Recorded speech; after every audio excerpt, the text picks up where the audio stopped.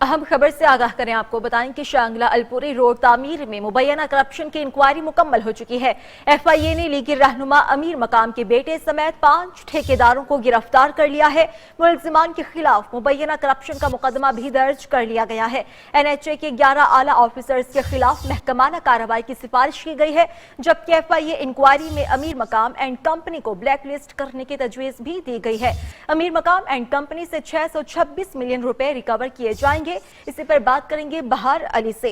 बहार, बताइएगा कि जो मुकदमात दर्ज हुए हैं किन किन दफात के तहत दर्ज हुए?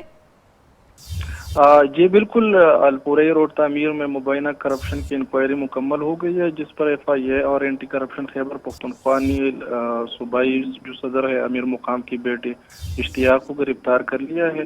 शंगला अलपुरई रोड में मुबैना करप्शन जो मुकदमा है वो भी दर्ज कर लिया है। FIA और FIR में ठेकेदार, प्रोजेक्ट डायरेक्टर, NHA और इंजीनियर नामजद है। अमीर मुकाम की जो बेटे है इश्तियाक समेत दीगर 5 ठेकेदारों को भी गिरफ्तार कर लिया गया है। इंक्वायरी में NHA की 11 आला अफसरान के खिलाफ महकमाना कार्रवाई की सिफारिश कर दी है। FIA इंक्वायरी में अमीर मुकाम एंड कंपनी को ब्लैक लिस्ट करने की तजवीज़ भी पेश कर दी है।